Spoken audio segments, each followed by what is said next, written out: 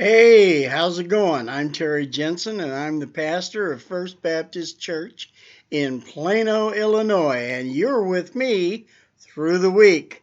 Today's going to be a little bit different. We've been in Second Peter 1, and I'm going to take a little bit of a diversion from that.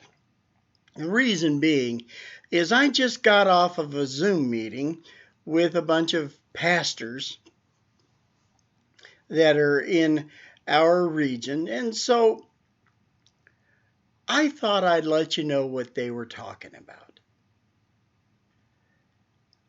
Everybody understands that the coronavirus has really been a devastating thing. None of us has to go very far to know that. But I'm not sure that everybody understands how devastating it's been for the church. The church finds itself in a very different place right now. Maybe a good place, maybe a bad place. I don't know. I think it's a good place. I think that the church is moving in a very good direction, one which opens up the scope of the reach of the church toward our communities, which is a wonderful thing. These pastors, some have been in their churches for 20 plus years. We even had a visit from our executive minister, and Paul Gibson's his name. Uh, and we had comments on that really ranged from the Super Bowl to the coronavirus to what we're doing and the setbacks that we have seen. I realize that as a congregation, you don't really understand or see all of the things that go on or don't go on. There are many items of business that take place that really either you as a congregation don't want to see, don't care about, or it just passes you by. But these things don't pass by the leaders of the church. One of the biggest things that we discussed was finances. Finances has really taken its toll on churches. One, because is membership is there because people want to be with each other. And when they're not with each other, they're kind of bummed out, you know what I'm saying?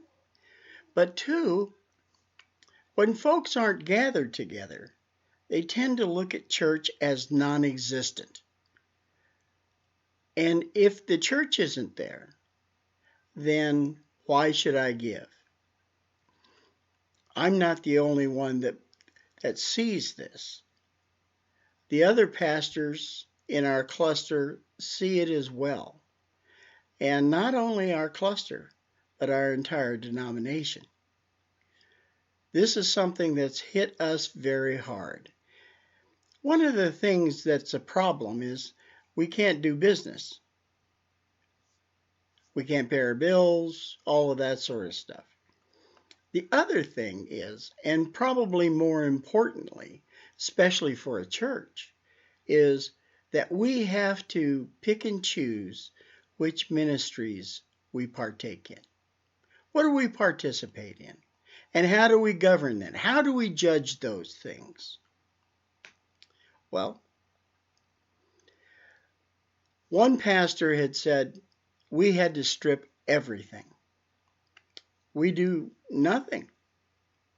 And right now we're at a point where we're reevaluating what it is that we do, want to do, and don't want to do. And I thought the point that she made was really, really good. We need to strip down the church in terms of what it does and just break it down to the bare bones. Simplify it. Make it easy. You know the KISS principle? Keep it simple. Dummy, stupid. The three things that came out in our meeting that seemed to be core issues were worship, evangelism, and discipleship. And as we were talking, we were discussing the fact that our churches need to be involved in our communities. And how do we do those things if we're just going to take away all of those different programs and projects that the church has been doing? Well, you evaluate, is it worship? Now, worship is pretty narrow. Or is it evangelism? Let me back up to worship. Is it worship? Worship is praising God. That's what worship is. Worship is surrendering oneself to the Lord. Is it worship? Is it evangelism? And evangelism is this: sharing the love of God through Jesus Christ with others. Is it evangelism? Is it discipleship? Jesus said, make disciples, teaching them all the things that I've taught you. Make disciples, the whole world.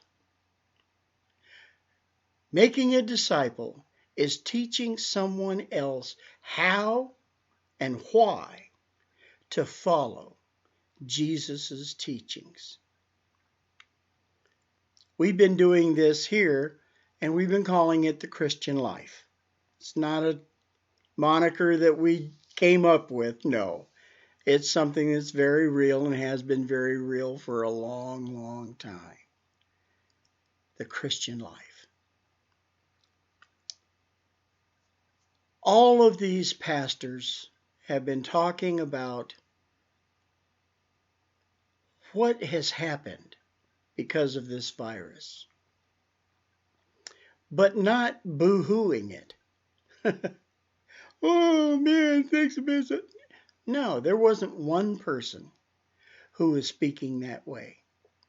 Each one was speaking in terms of how this could produce a successful present leading into the future. The reason why is because these men and women believe that God is in charge, that God is wholly responsible for the flourishing of His church, and that God is not going to allow His church to die. We here at First Baptist believe that the church will survive and will continue to grow. How it grows may not be the way that everybody seems to think growth should happen. It may not be the derrieres in the pew. Growth may be in how we reach people and why.